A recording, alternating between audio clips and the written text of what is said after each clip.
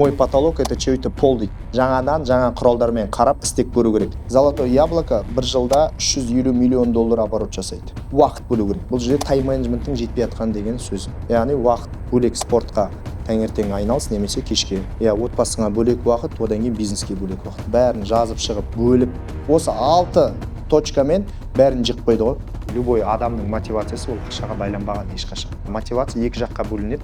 Бұл материальный, нематериальный. Ол да мықты мотивация. Адам жаңа нәрсені білген сайын, инсайт алған сайын бітті. Мықты дамығысы келеді. Даму, өсу, оқу. Фокус болмаса, нәтиже болмайды. Всем привет! Добро пожаловать! Сегодня у нас разборы от Аслана Жумабаева. И наконец-то мы сегодня посмотрим на практике бизнесы, которые мы будем разбирать и находить ошибки, что у нас тормозит в развитии и как можно масштабироваться и систематизировать свой бизнес. Тех, кто досмотрит этот выпуск до конца и напишет классный комментарий, мы выберем 3 и сделаем бизнес-разбор, диагностику вашей компании. Аслан, жүйе туралы түсіндік. Қалай бизнеспен жеке өзінің өміріңді үйлестіруге болады. Және спорт туралы көп айттың, денсаулық туралы. Қалай оны да қосамыз? Өйткені мен күндіз-түні бизнестемін, уақытым жетпейді. Бұл жерде ненің көрсеткіші? Толықтай операционкада деген сөзі.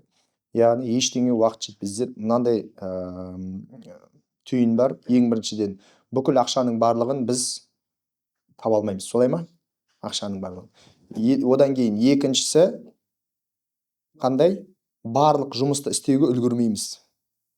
Сондықтан біз спортпен айналыспасақ, энергия болмайды. Энергия болмаса, ары қарай даму да болмайды деген сөзді.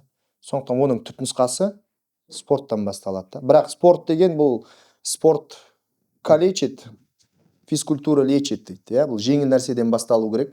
Міндетті түрде саған 10 километр жүгір, күнде 42 километр марафон жүгір деп айтып жатқан жоқпын. Бұл жерде жеңіл нәрседен энергиядан бастау керек.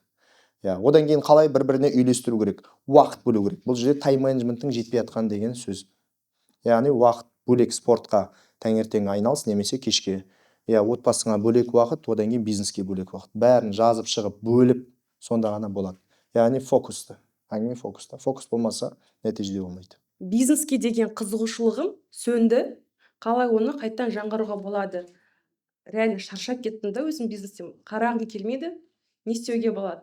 Бірақ бизнес менің жалғыз беретін наным. Дейсің да бизнестен. Ондай бар ма? Бар ма? Кімде бар сонда бизнестен құсқысы келетін уже? Жоқ па ондай? Егер бизнестен шаршап кетсек, ең бірінші бізге бизнестің айтады ғой, новый ниша іздеп кетеді, бәрі новый бизнес іздеп кетеді. Басқа да бизнес бар ма, немен айналысам, тема бар ма, тема деп. Ол дұрыс емес. Самая лучшая ниша это твоя старая ниша с новым взглядом. Жаңадан жаңа құралдармен қарап істеп көру керек. Себебі менде де сондай бұрында болды, выгорание не барлығы. Сол кезде мен не істедім? Өзіме сұрақ қойдым да, мен қазір новый ниша табам, ол нишамен мен қазір істеймін. Бірақ мен мына жерде нәтиже жасай алмай жатқанда, ана жақтан кім гарантия береді маған? Көбісі сөйтеді. Сондықтан мен ескі нишаны жаңа құралдармен, жаңа көзқараспен өзгертіп көруім керек. Яғни мен потолокқа тірелдім деген сөз ғой. Бітті. Мен тірелдім, енді басқа да мой потолок это чей-то пол дейді. Сол кімнің полы, сол мен потологым, содан барып сұрауым керек те, сен не істедің деп ары қарай көшу үшін жаңа этажға. Қалай бизнестің өсу жолының стратегиясын 1 жылға қоюға болады? Неден басталады? Бизнестің стратегиясын қою үшін біздер бірінші өзіміздің өмірлік мақсаттарымызды қоямыз. Сосын мақсаттың суммасын аламыз, одан кейін бүкіл шығындарды есептейміз. Екеуін бірге қосамыз да бизнес қанша пайда алып келу керек екенін есептейміз. Содан стратегиясы шығады. Мен қанша табыс табуым керек, мына бүкіл өзімнің мақсаттарымды орындау үшін. Сонда бизнестің көлемі көрінеді. Менің бизнесім мынандай көлемде пайда әкеліп жатқаны менің мақсатқа апармайды деген сөзді. Сондықтан мен не істеймін? Бұл жерде бизнесімнің моделін өзгертемін, немесе масштабын өзгертемін, қанша филиал, қанша франшиза керек екен. Содан стратегия шығады. Яғни өзімнің мақсаттарымнан. Өзімнің финансы потологым бар. Содан мысалға 1 миллиард тапсам, одан көбірек 2 миллиардқа өсе алмаймын. Немесе 1 миллион табам, өсе алмаймын. Маған не кедергі? Неге менде осындай рост жоқ? Мен инструменттер қосып жатырмын, сабақтарға барып жатырмын, сізді тыңдаймын, бірақ өспеймін. Бәрін істеймін дейсің ғой. Мен красавчик, мен классныймын, бірақ мен өсе алмай жатырмын.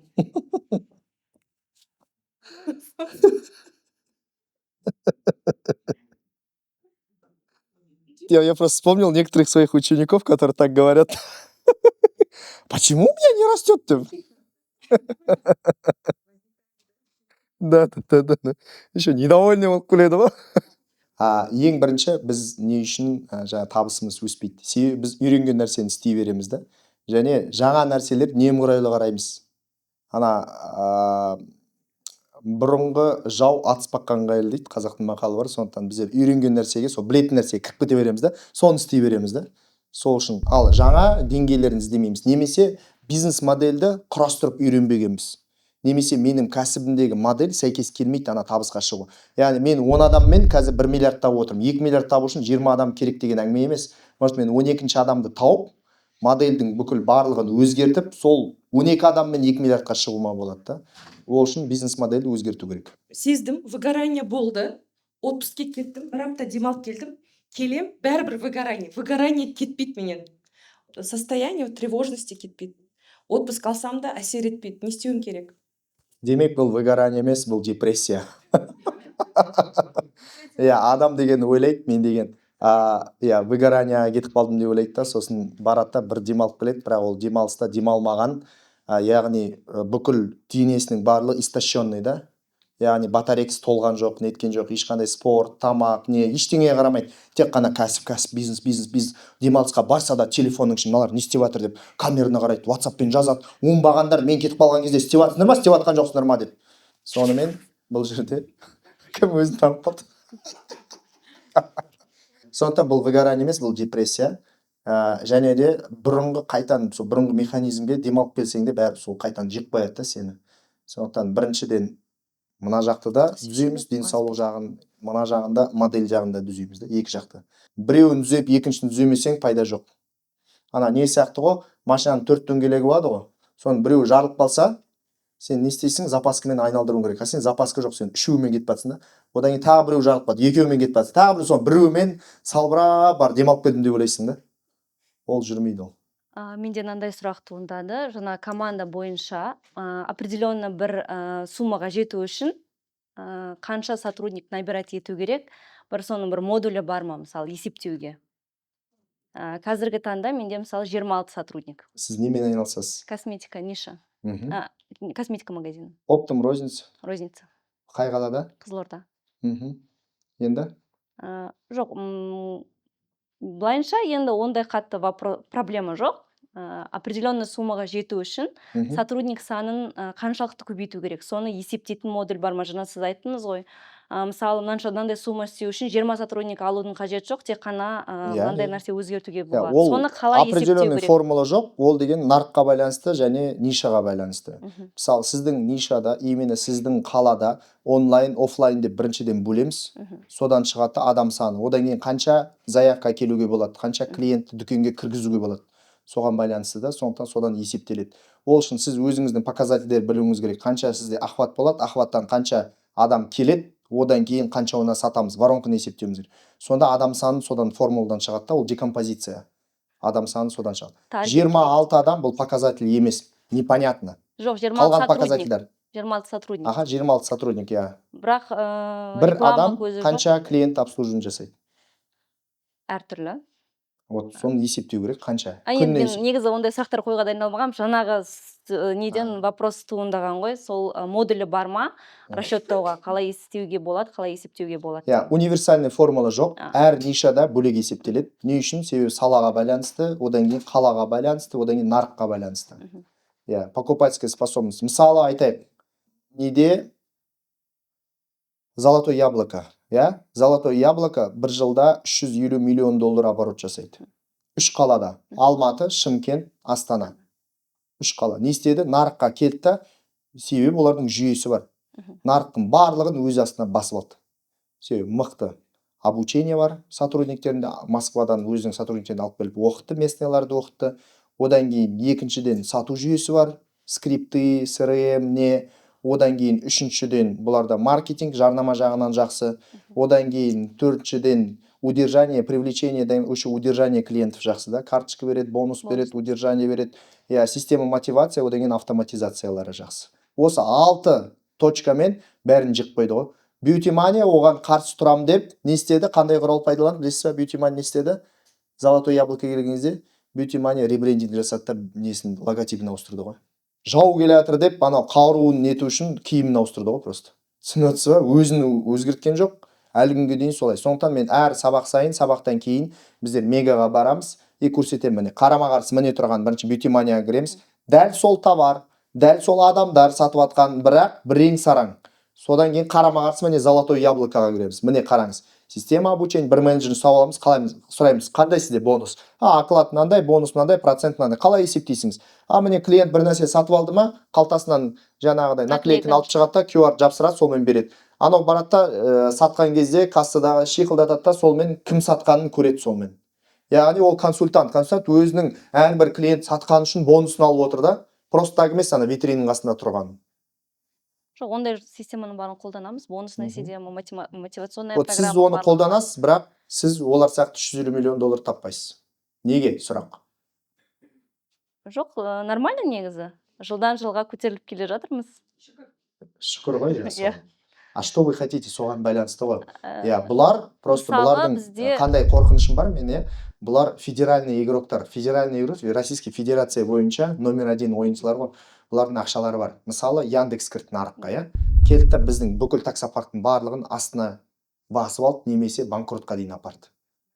Дәл солай федеральный игроктар әрбір нишаңызда бар. Олар келетін болса, бітті, сендер құлайсыңдар сразу. Сондықтан біздің мақсат не істеуіміз керек? Оларға қарсы тұру үшін фундамент құюымыз керек, дайындалуымыз керек. Қазір шүкір, окей, классно. Ол жалған золотое яблоко. Сізге қазір құтқарып тұрған нәрсе, ол тек қана миллион халқы бар қалаларға кіріп отыр. Миллионнан аз болса, ол қалаға кірмейді. Ал егер басқа игрок номер 2 кірсе, бәрібір влияет ол. Золотое яблоко региондарға да влияет. Потому что у них есть ставка. Мысалы, барып золотое яблоко Қызылорда ашса, бітті. Онда сіз нокаутқа кетесіз. Болды. Сондықтан қазірден бастап дайын. Сондықтан мынандай нәрсені біз қоюымыз керек. Осы шүкір, осы маған жарайды, өзі жоқ. Что мне нужно сделать, чтобы на их уровень выйти? Сонда мақсат пайда болады да. Сонда мен істеп атқан сұрақ сол. Енді мен қазір қаншалықты сотрудникті көбейту керекпін. Әңгіме сотрудникті көбейту емес, бизнес модельді. Қазір дүкеніңіз жасап тұр ма? Иә. Иә. Телефон бар ма, рабочий? Иә. Номер айтасыз ба? 775 600 0291. 02 91. 91. Luxury Cosmetics. Иә. Алло, саламатсыз ба? Саламатсыз. Сізде мужская косметика бар ма? Мужская косметикадан қандай заттар керек? Сол, білмеймін мен сол, бетіме бір нәрсе жағайын деп едім, безеулерді кетіру үшін. Маған WhatsApp-тан жазсаңыз, бетімнің фотосын жіберіңіз. Бұлай консультация бере алмайсыз ба телефонмен? Фотосын, видеосын жіберейін да? Бар ғой негізі, барлығы бар. Қандай жақсы брендтер бар? Қандай бірі бар, испанский бренд, Бабр бар, Германия, Сол, Байо бар, французский. сол Бабырдың несі қанша тұрады бір комплексі? Уход. Біздің бетімізде проблемаға қарай жинаймыз, бағалар әртүрлі, увлажнение бар, проблемная кожа бар, лифтинг бар, восстановление бар. Менде комбинированная кожа. Комбинированная кожа и проблема бар, иә? Иә. Менде осы фотосын түсіріп, бағасымен бірге сөйлейін ба? Жоқ, қазір айта қойыңызшы бағасын. Мен себебі салыстырып жатырмын да, басқа да дүкендерге звондап, қазір білейін да, сол бағасын шаманы білейін деп едім. 100 мың ретінде сағат. Не үшін қымбат 100 мың? Осы набор алатын болсаң. Не үшін қымбат ол 100 мың? Если Германия Бабр алатын болсаң, бағасы сондай шығады. Бағаны поставщиктер қояды. Сіз қоймайсыз ба? Скидка бола ма? Скидка әзірге жоқ. Акция бар, бізде пустой банк істей береміз. Бізден алған мысалы зат болса, соны әкеліп 10% скидка алады. Бір затқа ғана. Мысалы бір банкқа әкелсеңіз, бір затқа 10%. Екі банкқа болса, екі затқа. Сіз қанша болды жасап атқанына бұл дүкенде? 7 ай. Қанша? 7 ай. 7 ай. Ана нелер нормальный ма айтыр, кремдер, а не емес па? Точно оригинал ма? Бізде подделка жоқ, бәрі оригинал. Қандай сертификат нелері бар ма? Бәрі бар. Аха. Доставка бар ма? Доставка бар. Тегін ба или платно ма? 6-тан кейін платный болады. Ал күндіз 6-ға дейін жақын райондарға бесплатный доставка бар. Хорошо, жақсы, рахмет. Мен ойланып көрейін онда, сосын хабарласам. Сатамыз. Так, біріншіден скрипт жоқ. Я? Яғни қазір сіздің мақсатыңыз адам санын көбейту емес. Сіздің мақсатыңыз мынандай, жаңағыдай бірінші мына сату жүйесін дұрыстап енгізу. Я, CRM IP телефония бар ма? Жоқ. Вот CRM-ді енгізіп, IP телефония, осындай звоноктардың барлығын тыңдап, одан кейін қалай жақсарта аламыз деген нені оқытуын біздер үйретуіміз керек оларды. Скрипт жоқ, я. Алло, саламатсыз ба? Менің есімім там Айгүл, мен осындай компанияның сату маманымын. Аға, сізге қалай сіздің есіміңіз кім? Менің есімім Аслан. Аслан, сіз бұрыннан бізден алдыңыз ба, немесе бірінші рет хабарласып тұрсыңыз ба? Я бірінші рет хабарласып тұрсам, онда дүкен туралы білмейді деген сөз, мен бүкіл компанияның информациясын, несін бәрін таныстыруым керек. Жоқ, бұрыннан клиент, ескі клиент болатын болса, значит, таныстыру қажет жоқ, ол білет, конкретно не алғысы келетін, соны білуге болады. Одан кейін бізде қажеттілікті мен айтып отырмын, менде безеу бар деп. Значит, менде проблема неде?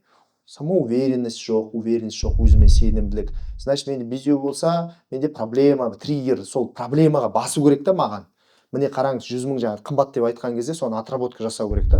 100 мың сізге жаңағыдай өзіңіздің әдемі болып көрінуіңізге, негізге соған әсер етеді деп соны айту керек та соны. Ты хочешь ходить страшным деп? Сен бетің безеу болса, қыздар бермейді ғой саған деп. Сөйтіп айту керек қой маған. Давить ету керек та, ана боль. Мен утрирую, конечно, да, но вот эту боль нужно ары қарай давить ету керек та. То есть бетің безеу болса, сен мықты контракт жасай алмайсың. Бетің безеу болса, то есть соған мен бірінші немен айналысатынын біліп алып, соған давить етуім керек та ары қарай. То есть соны көрсетуім керек. Содан кейін никогда по телефону 100 мың товар сатылмайды. Не істеу керек? Оның мақсаты WhatsApp-қа айналу. Постоянно пытался на WhatsApp меня перекинуть. Ну, у нас есть диагностика просто по вот, фото. оның мақсаты наоборот, мені магазинге алып келуім керек қой. Айту Жоқ, керек та. негізі бізде сурет жүреді ғой. Негізі бізде онлайн продажа аз, в основном офлайн продажа. Вот. Я хочу развить сейчас именно онлайн продажаны. Молодец. Вот сол үшін, вот сенің Над этим работаем как раз. Вот над этим, вот Да. CRM енгізу, Иә. одан кейін скрипт енгізу, Иә. одан кейін олардың Таргет, еш обучениесі бар. нәрсемен жұмыс жасамаймыз. Иә, Бізде пока тек қана это не офлайн. надо. Бірінші осының барлығын енгізіп алып, сосын ғана таргет Да. не жібересіңіз. И сол онлайн жұмыс жасамағандықтан сол проблема қазір. Онлайнда Одан кейін сотрудник қыздарың алып жұмыс кішкене жасайды андай десек, скованный да, 7 ай жасап жатыр, уверенность жетіспейді да. Қашан уверенность жетсет адамға? Білімі бар кезде. Я, білетін адам мен білмейтін адамның айырмашылығы соқыр адам мен көз көретін адам сияқты ғой. Уверенно жүреді да, көз көретін болса, білімі болса. Сондықтан бұл жерде ол уверенность болу керек. Бәрінің сатушысына сондай проблема. Нагло сата алмайды, дерзко сата алмайды. А біздің қазақтар сатып алған жақсы такие көреді. считанные только сотрудники. Я, вот сол үшін жаңағы метод отборының ішіне сондай адамдарды алуымыз керек. Вот тебе, может, количество не надо увеличивать, но нужно качество. Это очень сложно. Сапаларды, я. Одан кейін, егер онлайнға шығам десеңіз, значит, мына жерден тек қана Қызылорда емес, басқа қалалардан қарастыруға болады да. Қай қалада істеп жатқанын. Сосын соларды онлайн істетуге болады. Ол үшін қайтадан CRM системасы керек. Сондықтан не количество сотрудников, а давай смотреть на качество сотрудников. Возможно, ты получишь больше, там, не знаю, в 2-3 раза эффективность по продажам выше, если наймешь правильных людей или обучишь их. То есть или оқыту, немесе дұрыс адамдар. Оқытамыз, бірақ какой-то этапта кетіп қала береді. Потому что это косметикада помимо обслуживания сервиса, там нужно еще изучать составы. Жаңа поколение Z дегендер оқытып бастаған кезде бірінші состав үйретеміз, одан сервисқа келгенде 2-3 ай оқиды да кетіп қалады. То есть, соответственно, человек, который обучает, у нас есть тренер, директор по продажам, по развитию именно. Шаршады уже текучкадан. Шаршады, я. Энергиясы болмайды. Бізге үйретеді. низкоуровневый сотрудниктер келеді да, зеленыйлар. Сосын соларды үйрету. Яғни бұлар андай несіне ыңғайлылығына қарайды да жұмыстың. Сосын региондардың минусы лучше работать 200 мыңға службада, нежели магазинда 500 мыңға. То есть у нас относительно зарплата очень хорошая для региона. Сол үшін набрать сотрудников это больно. Сол үшін сіздің мақсат қазір онлайнды алу керек та. Онлайнның мақсаты офлайнға адамдарды алып келетіндей. Доведение. Аслан мырза, қараңыз, қазір бізде осындай акция, осындай келіңіз, мен сізге таңдап берем. Не үшін? Себебі қазір басқа дүкенге барсаңыз, арзан болуы мүмкін, бірақ ертең ана безеуіңізді ары қарай безендіріп жіберуі мүмкін. Бетің ертең шіріп, терің түсіп, тістерің құлап, көзің соқыр болып, шашың барлығы түсіп қалсын демесең, онда бізге диагностикаға кел. Дәл қайсы ауырту керек та адамға, мен күлдіртіп айтып отырмын сіздерге, больно должно быть. Сөйтіп келің, қараңыз, қараңыз, бізде 2 слот бар. Бүгін сағат 18:00-да немесе ертең сағат 10-да. Қай уақытта сізге ыңғайлы? У нас есть вот фотоны жібереді. Енді оны тоже енгізіп жатқан нәрсе ғой, фотоны жібереді, ары қарай по проблеме біз шақырамыз. У нас есть итальянский аппарат. Уже офлайн келген клиентті отырғызып диагностика жасайды. Там уже аппаратта выявляют все причины, дальше подбирают. Из-за этого фото запрашивают, чтобы дальше пригласить. Ну, здесь, конечно, я вижу проблему. Осы жерде бірінші біз бар нәрсені нығайтып алайық. А то қазір мен айтсам, мынандай формула, сіз ойлайсыңыз, қазір 50 адам жинасам, мынандайға шығамын деп, адам найымға толтырасыз, олардың саны болады да сапасы болмай қалады. Лучше сондықтан қазір бар нәрсені отфильтровать, дұрыстарын қалдырып, дұрыс еместерін ауыстырып, жаңадан жинап, содан кейін ғана уже масштабтануға болады да. Хорошо? Все. Рахмет. Рахмет. Команданың мотивациясын премиясыз, ақшасыз қалай көтеруге болады? Команданың мотивациясын біз түсінуіміз керек. Любой адамның мотивациясы ол ақшаға байланбаған ешқашан. Мотивация екі жаққа бөлінеді. Бұл материальный, нематериальный деп. Сондықтан нематериальный ақшаға байланбаған. Ең біріншіден бұл орта. Қазіргі жастар, поколение Z, әсіресе әр адам жұмысқа келген кезде жақсы ортада, яғни дамушы, өсу туралы айтатын ортада жұмыс жасағысы келеді. Өсектейтін, жек көретін, бір-бірін жаңағыдай кегететін адамдардың арасында ешкім істегісі келмейді. Сондықтан біздің мақсат жақсы ортаны. Сол үшін біздер жаңа айтқанда soft skills деп адами өзінің қасиеттерін айттық. Екіншіден, ортадан басқа бұл не? Даму, өсу, оқу. Ол да мықты мотивация. Адам жаңа нәрсені білген сайын, инсайт алған сайын бітті, мықты дамығысы келеді. Одан кейін үшіншісі, бұл жерде сіздің қарым-қатынастарыңыз, яғни басшы ретінде дұрыс тапсырма беру, талап қою, соған барыңыз. Бұл барлық автоматтандырылған болу керек, программный средада болу керек. Сөзбен айтқан емес, көзқарас емес, менің эмоциям емес. Яғни профессионалдар профессиональный компанияда жұмыс жасағысы келеді. Бұл не деген? Тапсырманы берген кезде CRM-нің ішінде, программаның ішінде, Trello-ның ішінде болған қалайды да, сонда істеген ісі бұның бастықтың көңіл күйіне емес байланысты, өзінің нәтижесіне байланысты болған. Яғни ең кемі осы. Одан кейін біздің қазақтың менталитеті бар. Қазақтар бізде не істейді? ЛПР деген адам бар. Лицо принимающее решение. Үйінде шешім қабылдайды. Сол адамдармен жұмыс жасауымыз керек. Ата-анасымен, жаңағыдай ата-енесімен, немесе күйеуімен, әйелімен, бала-шағасымен. Мысалы, біздер айтамыз, міндетті түрде жаңа алғыс хат жіберіңіз дейміз. Алғыс хат жібергеннен кейін болды. Жақында бір стоматология сөйтіп енгізген, сол жүйені сөйтіп алғыс хат жіберген ата-анасына, жаңа жұмысшыларының. Содан кейін бір жігіт ойланып жүрген ғой, мен мына компанияда істеймін ба, істемеймін ба деп. Сосын шешесі айтқан, балам, бір жеріңді қыста сені сыйлайтын жерде жұмысың жаса деп. Сөйтіп оны қалдырған. Одан кейін бір компанияда жаңағыдай әртүрлі мейрамдарға сыйлық берген бала-шағасына, ата-анасының жетістіктеріне. Содан кейін бұлардың кері байланысы қандай? Бізде оған дейін мен істеген бір компанияда мен балдарыма ешқандай сыйлық бермеген дейді. 500 теңге, 1000 теңгенің сыйлығы болса да, бұның құны емес, құндылығы мықты да. Сондықтан біздер ақшаға емес, қарым-қатынасқа көбірек көңіл бөлуіміз керек. Сондықтан бұл нематериальный мотивация болады. Одан кейін тимбилдинг, оларды біріктіру. Мақсат неде? Көрсету, сен қандай ортада жұмыс жасап жатқан, кіммен істеп жатқан. Себебі жұмыс күн сайын проблема болады. Ал сол температураны, шайны қайнап жатқан кезде парды шығарып жіберіп, крышканы ашатын сол тимбилдингтер ғой. Сонда ұйымдастыруымыз керек. На этом наши разборы закончились. Мы проводим эти разборы специально для всех предпринимателей, потому что у всех одинаковые проблемы. Проблемы с наймом, системой, проблемы с продажами, маркетингом, оцифровкой бизнеса. Поэтому если вы увидели себя во время этого разбора, все эти рекомендации, инструменты, которые мы давали, вы можете уже сейчас начать использовать и таким образом выстраивать систему у себя в бизнесе. И, наконец-то, как говорится в нашей компании слоган, систематизируй и кайфуй. Барлықтарыңызға рахмет, осылай уақыттарыңызды бөліп, бізді қарағандарыңызға, және әрі қарай осылай кәсіптеріңізді жүйелендіріп, біздің экономикамызды дамытуға үлестеріңізді қосыңыздар. Барлықтарыңызға рахмет. Пікірлеріңізді төменге жазып кетіңіз. Вам спасибо, что вы пришли.